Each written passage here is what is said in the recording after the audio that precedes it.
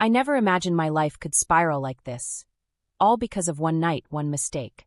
But when I opened that door and saw him standing there, my heart raced in ways I couldn't explain. Was it loneliness, desire, or something more dangerous? Jessica had always thought of herself as a strong, independent woman. At 45, she had weathered storms that would have broken most people.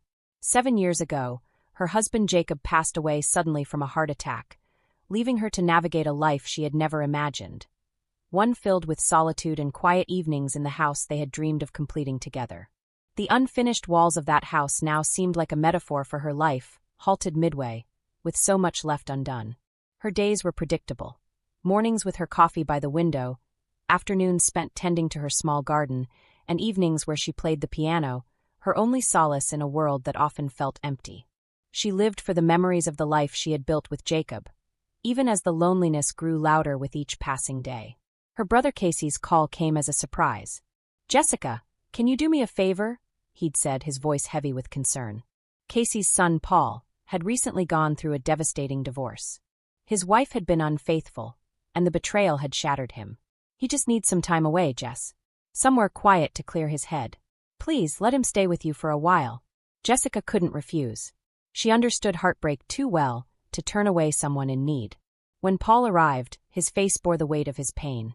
At 40, he had built a life around his marriage, only to see it crumble in the blink of an eye. Despite the years between them, Jessica saw a reflection of her own grief in his eyes. At first, their interactions were polite and distant. Paul spent most of his days wandering around the small town or lost in thought, while Jessica kept to her routines. But on quiet evenings, they'd find themselves in the living room together, sharing moments of silence that felt oddly comforting. Jessica told herself that she was just offering him a safe space to heal, nothing more. Yet, a part of her couldn't ignore how his presence filled a void she hadn't realized had grown so large. And Paul, though burdened by his own sorrows, began to look at Jessica not as his aunt by marriage, but as someone who understood his pain more deeply than anyone else ever had. At first, Jessica chalked up the unease she felt to the mere fact of having someone else in her home after years of solitude. Yet, as the days turned into weeks, something in her dynamic with Paul began to shift. It was subtle at first, a lingering glance, the way his voice softened when he spoke to her, or how his presence seemed to fill the quiet spaces in her house that once felt so hollow. Jessica told herself it was nothing, just her imagination running wild after years of loneliness. But then came the little things. One evening, as she sat at her piano playing a soft melody, she felt his gaze on her. She glanced over her shoulder and saw him watching, his expression unreadable but intense. "That's beautiful," he murmured. The way he said it sent a shiver down her spine. She brushed it off, reminding herself that he was family. Technically, though only by marriage. Still, she couldn't shake the fluttering in her chest whenever their paths crossed. It didn't help that Paul had started seeking her out more often. He'd join her in the living room, sometimes with a glass of wine in hand, and they'd talk about life, loss, and the things they never said to anyone else. Paul, too, seemed different. Jessica noticed how his mood brightened when he was with her, how his laughter became more frequent. But there were moments, fleeting but undeniable, when his gaze lingered a little too long, when his words carried a weight that made Jessica's breath hitch. She felt guilty for even noticing, yet she couldn't ignore the growing tension between them. One night, the air between them felt especially charged. They were sitting on the couch, a romantic movie playing on the television.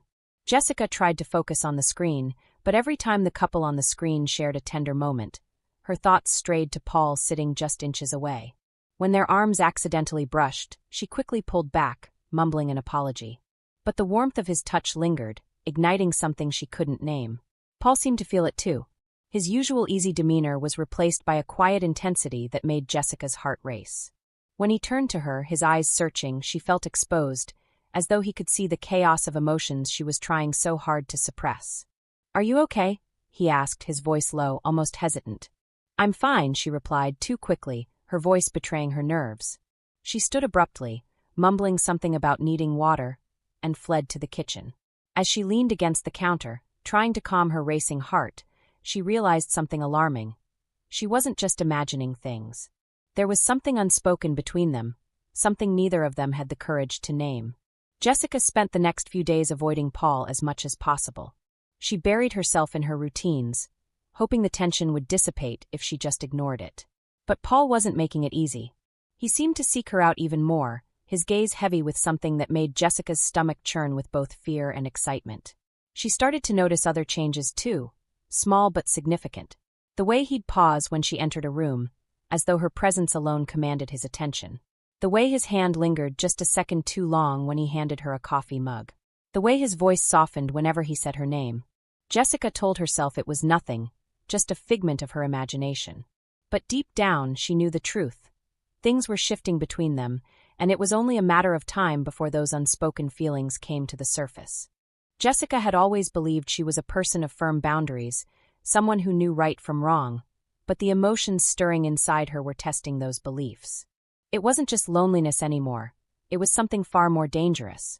Every glance from Paul felt heavier, more loaded with meaning. Every accidental touch left her yearning for something she couldn't have, something she shouldn't want. It was a quiet evening when the lines between them blurred further. Jessica had spent the day cleaning the house, trying to distract herself, but by the time she sat down to play the piano, her mind was still swirling. She started with a slow, melancholic melody, her fingers moving across the keys with practiced ease. Music had always been her escape, but tonight it wasn't enough. Paul entered the room silently, leaning against the doorway listening. When the song ended, he clapped softly, startling her. "You play beautifully," he said, stepping closer. "I could listen to you all night." Jessica's heart fluttered at his words, and she cursed herself for how easily his compliments affected her. "Thank you," she said, avoiding his gaze. But Paul wasn't done. He sat beside her on the piano bench, closer than necessary. She could feel the heat radiating from him, his presence both comforting and unnerving. "Can you teach me?" he asked, his voice soft. Before she could respond, he placed his hands on the keys, his fingers brushing against hers. The contact was electric, sending a jolt through her body. Jessica froze, unsure of what to do or say. "Like this?" he asked, his voice low, almost a whisper. His hands guided hers gently, the closeness between them becoming unbearable. Jessica pulled away suddenly, standing so quickly the bench scraped against the floor. I think I need some air," she stammered, retreating to the patio. The cool night breeze did little to calm her. She leaned against the railing, staring out into the darkness, her thoughts racing. What was she doing? What was happening between them? She knew it was wrong. Paul was family, even if only by marriage. Yet her feelings refused to be ignored. Moments later, she heard the sliding door open, and Paul joined her. "Are you okay?" he asked, his concern genuine. Jessica nodded, but the lump in her throat betrayed her. Paul stepped closer, his hand brushing her arm. "Jessica," he began, his voice shaky, "I don't know what's happening here, but I—" "Don't," she interrupted, her voice trembling. "We can't, this isn't right." Paul took a deep breath, his hand falling to his side. "I know," he said softly, "but that doesn't change how I feel. You're not just my aunt by marriage, Jessica. You're someone who understands me in a way no one else does. And I—" "Paul, stop," Jessica said, her voice breaking. Tears welled in her eyes as she turned to face him. "This is wrong. We can't do this. We can't feel this." "But we do," Paul said, stepping closer. His eyes searched hers, and in that moment, Jessica felt as though the world had fallen away, leaving only the two of them. "Tell me I'm wrong," he whispered. "Tell me you don't feel the same." Jessica opened her mouth to speak, but no words came. She couldn't lie, not to him, not to herself. The truth was written all over her face, and Paul saw it. Slowly, hesitantly, he reached out, his hand cupping her cheek. Jessica closed her eyes, her breath hitching as his touch ignited something deep within her. "I don't know what we're doing," she whispered. "I don't know what this is." Paul leaned in, his forehead resting against hers. "Neither do I," he admitted. "But I know I can't ignore it anymore." For a moment, they stood there, caught in the gravity of their emotions. Then, slowly, hesitantly, Paul closed the gap between them.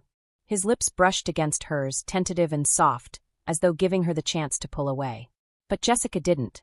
Instead, she found herself leaning into the kiss, her hands gripping his shirt as years of loneliness and longing poured out of her. The kiss deepened, and the world around them faded away. It wasn't just passion, it was something raw and emotional, something that scared Jessica even as it consumed her. When they finally pulled apart, they were both breathless, their eyes locked in a mix of fear and desire. This changes everything," Jessica said, her voice barely audible. Paul nodded, his hand still on her cheek. "I know, but I don't regret it." Jessica wished she could say the same, but all she felt was a swirl of emotions she couldn't untangle. She stepped back, her arms wrapping around herself. "We need to stop," she said, more to herself than to him. Paul's face fell, but he nodded. "If that's what you want," he said, his voice filled with sadness. Jessica didn't answer. She couldn't. Instead, she turned and walked back into the house, leaving Paul standing alone on the patio. But even as she walked away, she knew the line between them had already been crossed, and there was no going back. The days that followed were a blur of stolen glances, unspoken words, and tension that neither Jessica nor Paul could escape. They tried to act as though nothing had happened, but the memory of that kiss lingered between them, a constant reminder of the boundary they had crossed. Jessica buried herself in her routines, desperate to regain a sense of normalcy, but no matter how hard she tried, she couldn't erase the feel of Paul's lips on hers or the emotions it had stirred. Paul, on the other hand, seemed to be struggling just as much. He grew quieter, more introspective, yet his presence remained constant. Jessica couldn't decide if his closeness was comforting or suffocating.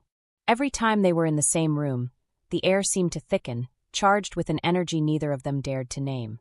It all came to a head one evening. Jessica was sitting at the piano, her fingers moving absently over the keys. She wasn't playing anything in particular, just letting the notes flow as her thoughts raced. Paul entered the room, his footsteps hesitant. She didn't look up, hoping he would leave, but instead he moved closer, stopping just behind her. "Jessica," he said softly, his voice breaking the fragile quiet. She froze, her hands hovering above the keys. "Paul, please don't," she whispered, her voice trembling. "I can't keep pretending," he said, stepping around the piano to face her. "I can't act like nothing happened, like I don't feel this connection between us." Jessica stood abruptly, the bench scraping against the floor. "Stop it, Paul," she said, her tone sharp. "This has to end. Whatever this is, it's wrong." "Why?" Paul demanded, his voice rising with frustration. "Why is it wrong to feel something after everything we've been through? Why can't we just be honest about what's happening between us? Because it's not just about us."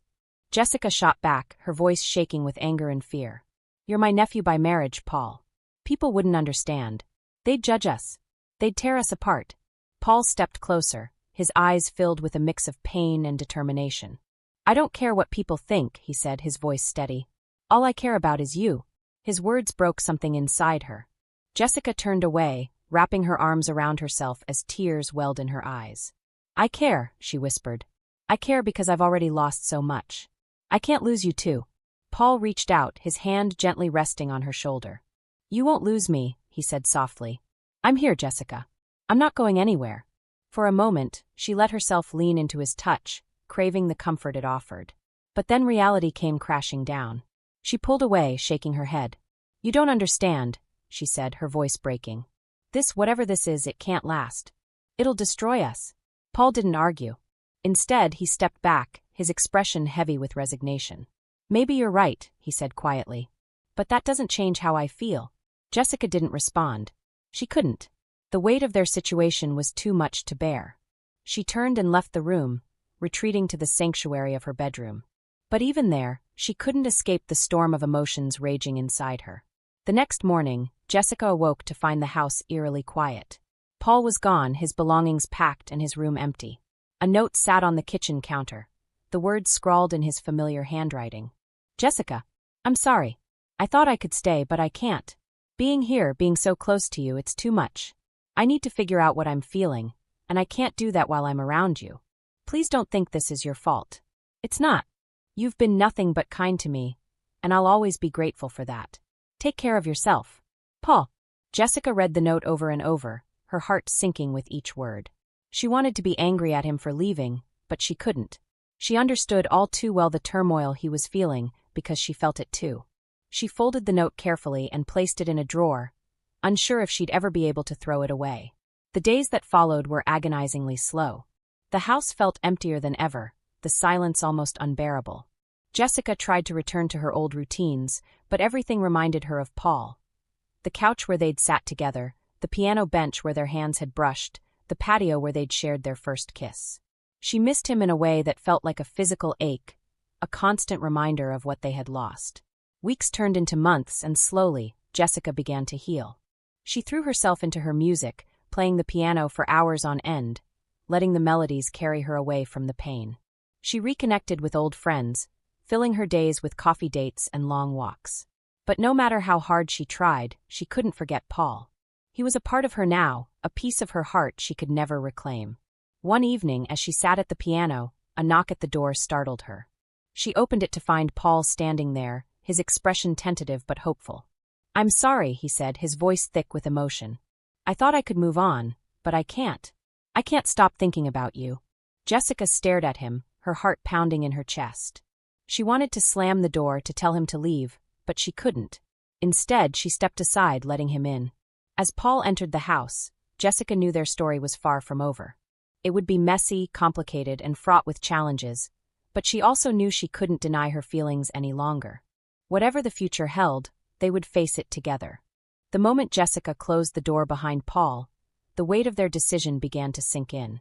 For a fleeting second, there was silence, a calm before the storm that was bound to follow. They sat in the living room, facing each other, both unsure of how to navigate the tangled web they had created. "I don't know how we're supposed to do this," Jessica admitted, her voice trembling. "What if we're making the biggest mistake of our lives?" Paul leaned forward, resting his elbows on his knees. "I've thought about that every day since I left," he said, his voice thick with emotion. "But no matter how much I tried to push you out of my mind, I couldn't. I don't think this is something we can just ignore." His words hung in the air, heavy with the truth they both feared but couldn't deny. Jessica felt her chest tighten. The logical part of her screamed to end it now before they hurt anyone else, but her heart wouldn't let her. "What happens if people find out?" she asked. "Your family, my brother. How do we face them?" Paul sighed, running a hand through his hair. "I don't have all the answers," he admitted. "But I know one thing. I can't keep running from this. From us." Jessica's mind raced with the possible repercussions. Her brother Casey had trusted her to give Paul a safe space to heal, not to complicate his already broken life. If Casey found out, it would shatter their relationship. The thought of losing her brother's trust was unbearable. But it wasn't just Casey she feared. Their small town thrived on gossip, and news like this would spread like wildfire. Jessica could already hear the whispers, feel the judgmental stares. She'd spent years building a life of quiet respectability, and now it felt like it could all come crashing down. As much as she wanted to push Paul away, his presence reminded her of something she hadn't felt in years, alive. For so long, she had been a shell of herself, going through the motions without truly living. With Paul, she felt seen, understood in a way no one else had ever managed. The idea of losing that connection was just as terrifying as the thought of what they'd face if they stayed together. "We can't just pretend everything's fine," Jessica said finally, her voice barely above a whisper. "This isn't just about us. There are too many people who could get hurt." Paul reached for her hand, his touch warm and grounding. "I know," he said softly. "But we can take it one step at a time. We don't have to have all the answers right now." Jessica hesitated, torn between her fear of the unknown and the undeniable pull she felt toward him. "One step at a time," she repeated, as though trying to convince herself. The days that followed were a delicate balancing act. They kept their relationship hidden, careful not to draw attention. Paul stayed in town, but they avoided being seen together in public. They met in the evenings, sharing stolen moments that felt both thrilling and suffocating. But the secrecy took its toll. Jessica found herself constantly looking over her shoulder, her anxiety mounting with each passing day. The guilt of what they were doing ate away at her, leaving her questioning every choice she'd made. Was this worth the risk? Could love born out of such complicated circumstances ever survive? Their first real test came sooner than either of them had expected. One evening, Casey showed up unannounced, his face weary but kind. "I came to check on you," he said, stepping into the house. "And to see how Paul's doing. I haven't heard much from him." Jessica's heart raced as she forced a smile. "He's adjusting," she said carefully. "Taking some time to figure things out." Casey nodded, his gaze searching. "I hope so. He's been through a lot. I just want him to find some peace." The conversation was strained, and Jessica felt as though every word was a tightrope she was struggling to walk. When Casey finally left, she collapsed onto the couch, her nerves frayed. "This is too much," she told Paul later that night. "I can't keep lying to him." Paul nodded, his expression grim. "Then maybe it's time we told him the truth." Jessica stared at him in disbelief. "Do you hear yourself? Telling him the truth would destroy everything." "He trusted me, Paul. How do I look him in the eye and tell him I betrayed that trust? Paul didn't have an answer. Instead, he pulled her into his arms, holding her as she trembled. We'll figure it out, he said quietly. We'll figure it out together. But Jessica wasn't so sure.